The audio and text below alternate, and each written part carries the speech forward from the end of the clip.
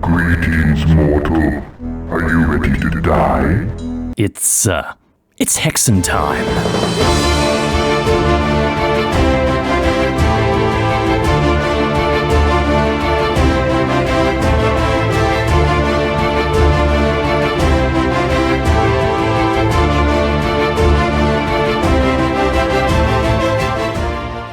Hexen is a deep, delicious well that I can keep coming back to again and again, always finding something new to delve into with each trip. On today's adventure, we're looking at the awesome arsenal available in the game, checking out the sweet, sweet sprite work, investigating how each weapon works, and hey, I'll even throw in a few tips and tricks because you're awesome. Each of the 3 player classes in the game, Fighter, Mage, and Cleric, are gifted 4 weapons. 4 distinct weapons that, in the right hands, can make Hexen one hell of a fun game experience. As you stand knee-deep in Etten guts, Wraithverge gently humming as it cools down after a prolonged magical massacre, you too will understand the raw power made available to you in this wonderful game. Sprites. Ah yes, as I've mentioned before, I think Hexen has the best sprite work of any Doom Engine game, and I still stand by that. Damn. The weapon sprites really elevate the visuals of the whole game experience in Hexen. The textures in-game are often quite dank and verge on the monochromatic, which is on point for the gothic vibe, don't get me wrong. But then the weapons burst in with these explosions of color, crackling blue lightning, bright red sparks cradled in warm brown gloves, torrents of green fire spewing from an enchanted longsword. Damn guys, just damn. Take the time to get Hexen open in the WAD editor of your choice and just flip through the sprites, slowly. Your eyes will thank you. Right, let's shake a leg. Wicked weapons of war await. Let's dive in. Ah, the Fighter. He's a lovable meathead with a penchant for melee combat, and this is echoed strongly in his armaments. He's got the least amount of magic of all 3 classes, but he makes up for his lack of book smarts by beating the shit out of anyone who gives him any lip. His speed and endurance help him close distances really quickly to lay a fierce beatdown on his foes, where others would pew-pew them from a distance. Even when his mana is depleted, he can still use 3 out of his 4 weapons, which is cool, although said weapons will deal out a lot less damage, with the exception of the spiked Gauntlets. Easily the most powerful of the class's starting weapons, these hefty punch-in gloves have a really fun attack cycle. 1-2 punch? We can go one better. When the fighter starts swinging his fists, he'll deal out quick jabs. These do the same damage, 40 to 55, and will wallop any monster in a radius of 128 units in a 90-degree cone in front of the fighter. That's twice as much reach as the default melee attack, the cheeky bugger. This means that if he dances appropriately, he can keep away hordes of cretinous Ettens, smashing them up before they even get to swing their maces. A bit unfair when you think about it. Sad face. These quick punches increase a special counter by 1 with each successful hit. When the counter reaches 3, it will deal out a powerful, slower wallop, dealing between 80 and 110 damage, and make Baratus give a tiny little grunt, decking any weak target. If he misses on the 3rd strike or hits a wall, the counter will be reset to 0 and his punch-in cycle will start all over again. The gauntlets are really neat, and add a touch of spice to an otherwise fairly straightforward melee attack. I still use them late into the game as they're very reliable, and they're a great fallback if your mana supplies are running low. But it's very understandable that you might sleep on them once you get your hands on tastier morsels. Who is Timon? I don't know, but I do know that his axe is easily one of the best things to wrap your hands around in Hexen, with the exception of a Wendigo's tight, frosty ass. Ooh, yeah. The axe is first encountered in Guardian of Ice on hard difficulty and 7 portals on the easier difficulties. This means that if you're playing on Berserker, you've got to explore the first hub a little bit before witnessing the axe's majesty. Unpowered, the axe hits do about the same as a normal punch attack, 40 to 61, which means that it's still an okay weapon to wield even if you're out of juice.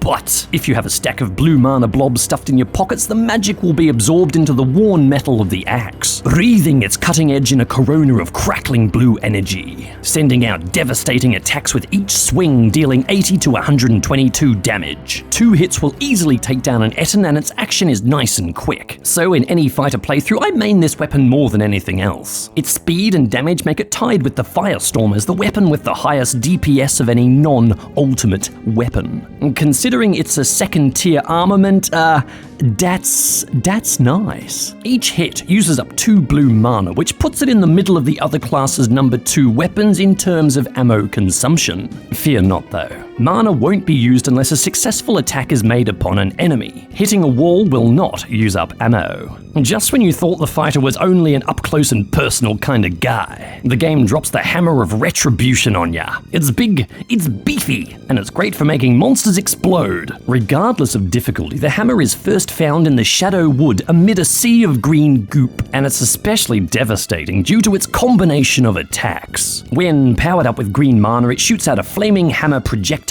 which spins end over end, and hits its target with an initial whack of 10 to 80 damage. Then unleashes a flaming explosion dealing 0 to 128 damage. This means that it can deal out a combined maximum attack of 208 by bundling its projectile and blast radius together. That's hot. If used within 96 units of a target or wall, or if you're out of green juice, the hammer will resort to its unpowered melee attack, which is still quite hefty, dealing out a whack of 60 to 123 damage. It'll also knock targets back, which makes it useful if you wish to unseat dormant enemies and knock them into ravines. If you gank a fellow player in deathmatch with the hammer's ranged attack or kill one of the evil class bosses, they'll explode into a flaming corpse, which is just lovely. The damage caused, fire damage, makes the target jump to a fire death state, that of a burning corpse which falls to the ground. Except for some decoration trees, only players and class bosses have a fire death state, so it's not something you'll see often, but it's always cool when you do. Due to its multiple stages of attack, its splash damage, and its ability to be used when you're plumb out of mana, the hammer is one heck of a good weapon. But if I still have blue in the tank, I'll likely switch back to the axe, due to its speed. Big juicy ultimate weapon time. The fighter's 4th weapon, Quietus, is a silver longsword with runes etched along the blade, and it's got a perpetual coating of dangerous green guttering flames. Like all ultimate weapons, Quietus is pieced together in 3 parts, with each segment found in various locations across the game. The hilt is found at the end of 7 portals, you get the cross in hyperstyle, and lastly, you find the blade in the Heresiarch's seminary. From here you have the full weapon for the remainder of the game. Each segment grants you 20 of each mana, except on the easiest and hardest skills, which give you 30 of each. Pretty cool stuff. But what does it do? When fired, the fighter will swing the sword in a wide arc, and the weapon will eject a spray of 5 sword blades at a cost of 14 blue and green mana per cycle, making it the least greedy of all ultimate weapons. The fighter will always swing the sword from the right to the left, shooting the blades out in an even spread on the Z-axis. The spawning of the blades will of course change depending on the location of monsters or shootable objects in your immediate field of view, but it's generally a nice even fanning of projectiles with the 3rd one in the center. When the green blades strike, they do an initial hit damage of 8 to 64 each, and do a blast damage of 0 to 64, gifting you a combined maximum of 128 per projectile. Multiply this by 5 and you've got a heckin' heavy hellish hailstorm. Very nice. To make the most of Quietus, use it at close range to ensure each projectile hits its target. Be careful when using this attack strategy on centaurs and other shielding bastards, as if your first attempt doesn't kill them, your follow-up attack will be rebounded back at ya, and you'll be picking Quietus shards out of what's left of your teeth. If you want to do yourself a hugely satisfying spray on a big group, get them all clustered together and consider softening them up with some flechettes. Then squirt out a big fat swing, making them explode. Good stuff. What do we say about Little Shrimpy over here? Out of the 3 classes, he's the slowest, the weakest, and the least confrontational of the lot. Where the fighter's main focus is melee might, Mr. Mage likes to skulk around in the background and take enemies out from afar, due to how pigeon-chested he is. His weapons are the most likely to frustrate an uninitiated player, and likely require the most amount of strategy to effectively use. So let's rub our remaining brain cells together and hit the book.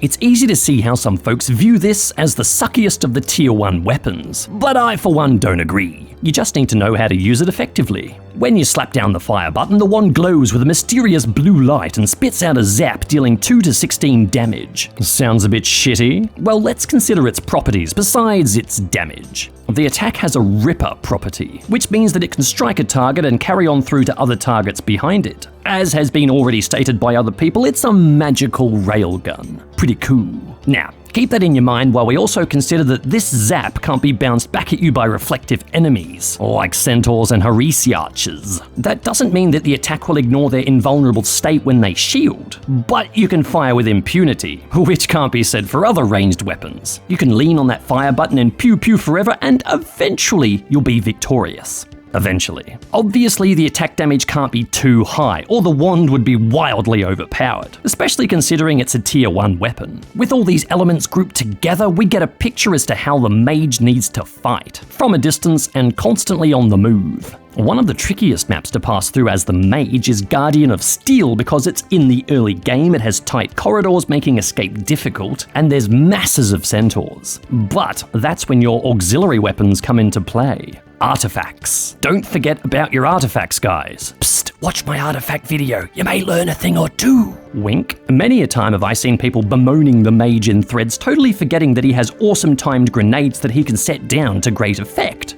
Got centaurs on your tail? Freeze them in their shield state for a sec with your wand, lay down some bombs, scurry away and then step over the carnage to continue your adventure. The damage from the mage's flechettes will break through the shield invulnerability, doing damage where other weapons will not. This is true of the cleric's gas bombs too. Neat! Setting aside the awesome weapons gifted to the player in Hexen, never forget that your brain is your best weapon. Hexen calls for strategy and planning in just about every aspect of the game, and in a mage playthrough this is doubly true. Feel ganged up on? Combat seems mean and one-sided? Just stop for a second, think. Is there another way of facing this fight that would tip the scales to your advantage? Almost always, the answer is yes. So, to wield the wand in an effective manner, think of yourself as a cheeky little magical bee.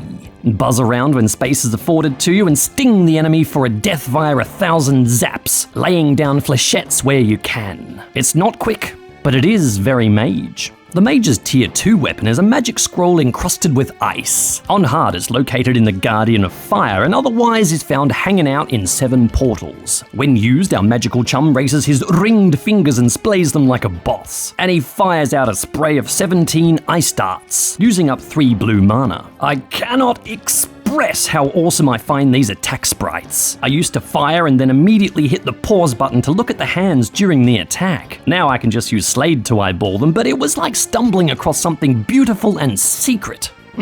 Each dart deals out 1 to 8 ice damage. And from here, things get tricky. Okay, so when this ranged attack is activated, the mage spits out 1 ice dart. This spawns 4 more projectiles. 1 to the left, 1 to the right, 1 above, and 1 below. This is the first generation of darts. These have a damage multiplier of 8 applied to their base attack of 1 to 8. Then these 4 spawned shards excrete another 1 shard each. So we got 9 shards in the air. This is the second generation, and they have a damage multiplier of 4. The spawn is repeated again on the second gen, but with 8 more darts. This is the third generation, and they have a multiplier of 2.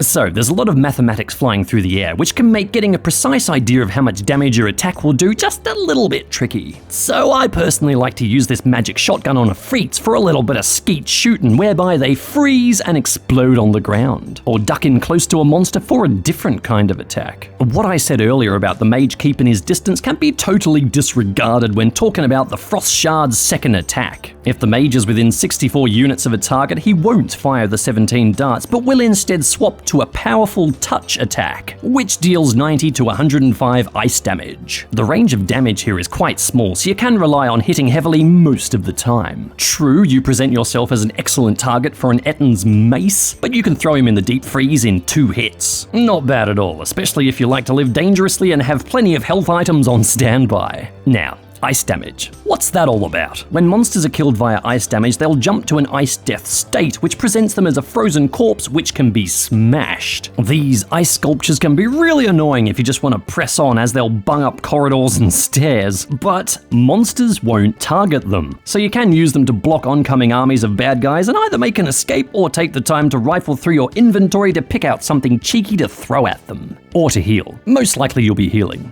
Do bear in mind though that if the statues stand around long long enough in-game, they will explode all by themselves. I love the idea of death states that deviate from the norm, such as the fire death state mentioned previously with the Hammer of Retribution. Really adds a whole lot more detail to combat situations. The Mage's Tier 3 weapon is a magical tome bound in a web of crackling energy. It's found only in the Shadow Wood, right near the portal to the Wasteland. When our dude picks it up, his hands are kept busy juggling a ball of lightning from palm to palm, which constantly emits a low-level crackle of power. When the player whacks that fire button, the mage tears his hands apart, ejecting a fast-moving zappy projectile. When the projectile hits a target, it will spawn a vertical column of electricity, which will snap onto the enemy and deal a fast succession of hits. As mentioned in my Hexen monster video, this attack makes Ettins and Centaurs emit the puppy beat pain sound, which is pretty funny. And Centaurs will take 3 times the damage from electricity, which makes this weapon extremely effective against them. The lightning won't penetrate their shields, but the spawn zaps will stay around for about 3 seconds, long enough to continue the punishment even after the Centaur becomes vulnerable again. Solid stuff. The lightning attack also can't be reflected, so you'll never get zapped by your own crackle. Each shot consumes 5 green mana, which means you'll want to pick your targets well and pray that your aim is true.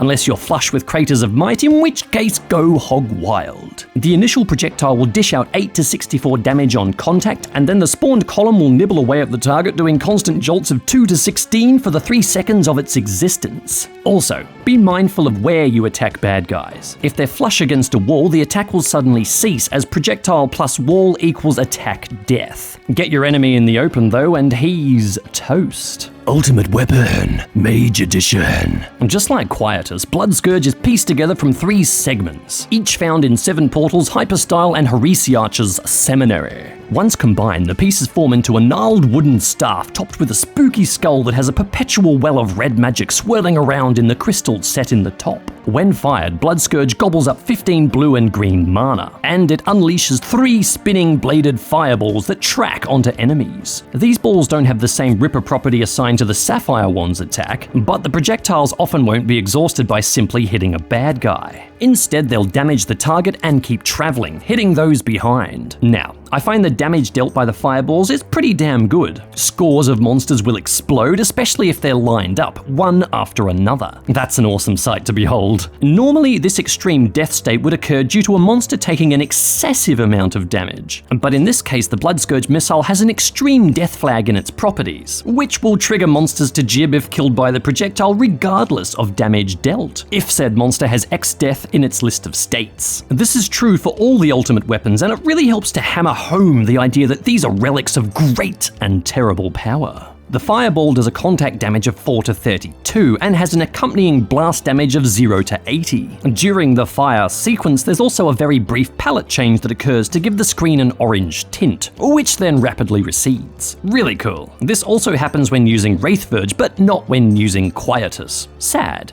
And if you're facing a Heresiarch, slap on an icon of Defender and watch the ball bounce back and forth between the 2 targets, unable to explode. If you're facing Menelkir or you're duking it out in Deathmatch, go to town with your Discs of Repulsion. When a smug mage starts blasting off with his staff, bounce his fireballs back at him and watch as he crumbles to ash. Yeah, boy.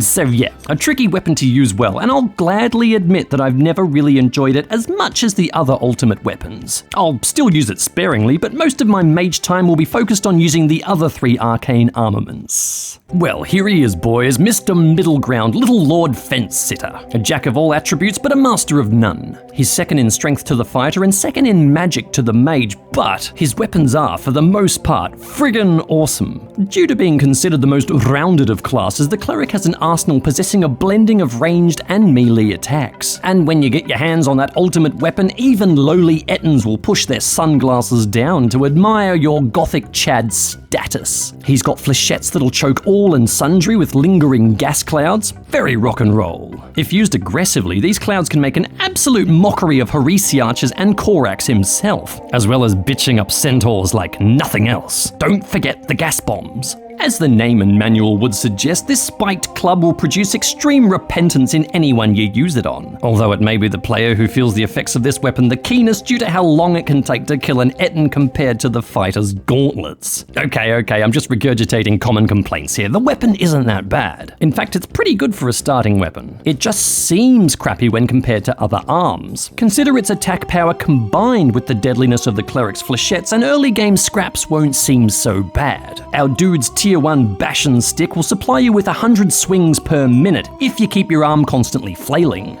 dealing out 25 to 40 damage per hit. It's otherwise very similar to the spiked gauntlets in how it finds targets and with its extra attack reach, allowing you to clobber enemies before they can reach you, which makes a lot of sense considering its evil head is fixed to a short pole. However, it doesn't contain a special counter to unleash an extra attack. Just keep that thing spinning and you'll eventually work your way through an Etten swarm. Eventually.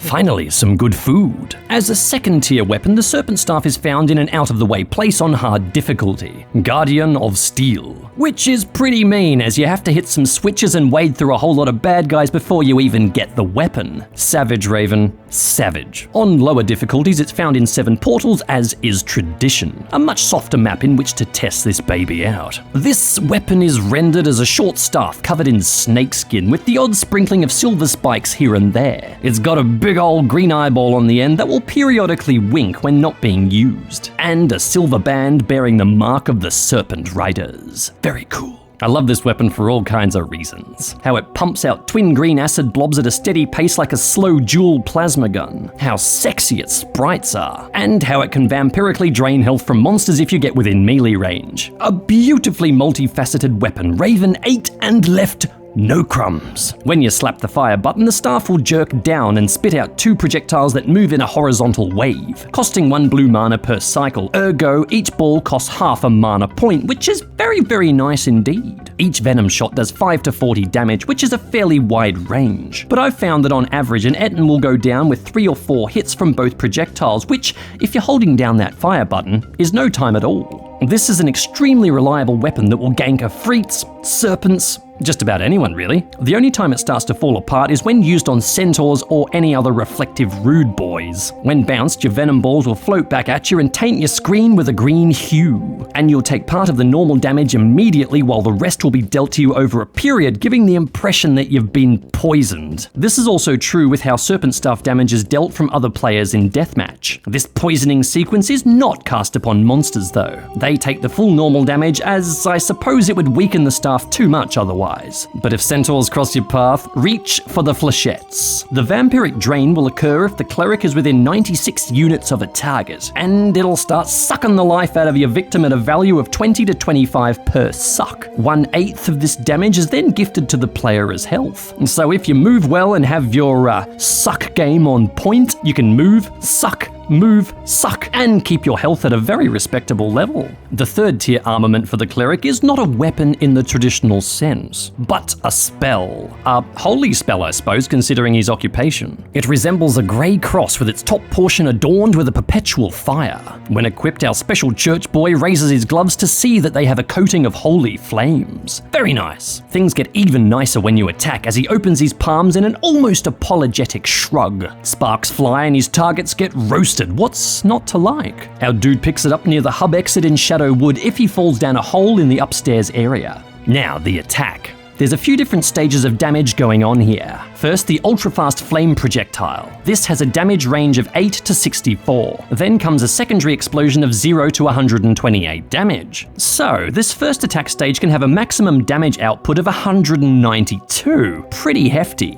But if the RNG is not on your side, you can end up with a really pissy bit of damage output due to the range of numbers. So, don't be surprised if you can't kill an Etten in one shot. Sad face. The second attack stage is a ring of 8 flames that get spawned around the feet of the target. They rotate 4 one way, 4 the other, damaging any monster they touch. These stay in place wherever the target was when the spawning commenced. They linger for a second or so and then burn up. The flames do a contact damage of 2 to 16 and then give off a small explosion when they die, dealing out 0 to 20 damage. So things aren't too hair-raising, but consider the effect of the flame circle on a tightly packed group of monsters. Then also remember that this isn't a hit and forget type of weapon. The attack cycle is pretty dang fast, fast, and the green mana cost is only 4 units per shot, so you can really lean on this spell and keep whacking a group until they go down. Do keep in mind that the Flame Jet has a maximum range of 1,024 units, so it's only really useful over medium to short distances. It's also a great sniping weapon for flying monsters if you have your aiming and movement down pat, because the projectile is insanely fast. Cheeky. It's not an exceptionally great weapon to use on centaurs. This is something you'll hear a bit concerning cleric weapons. The initial fast projectile will hit them and they'll shield up before the blast radius or the flame circle can do anything. Save your precious green mana and just flechette the bastards. Or pull out the Wraithverge if it's within reach. The final ultimate weapon.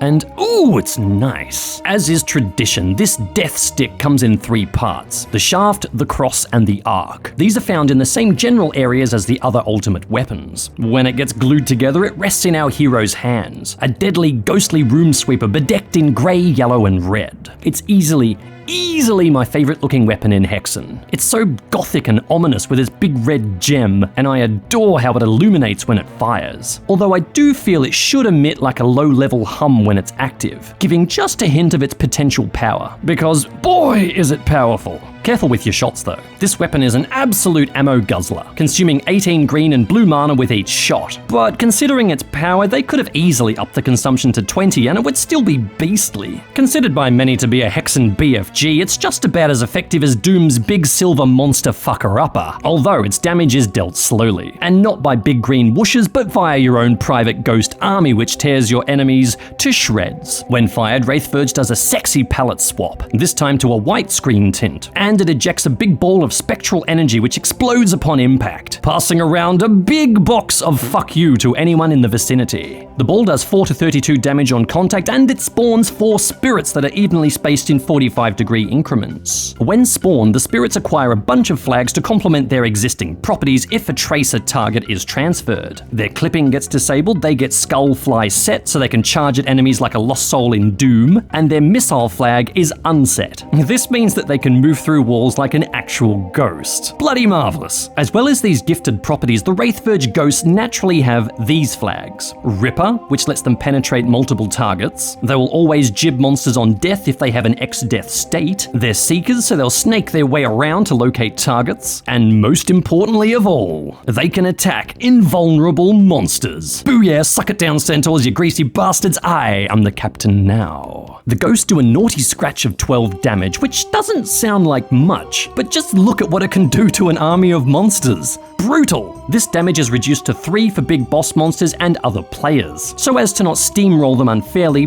but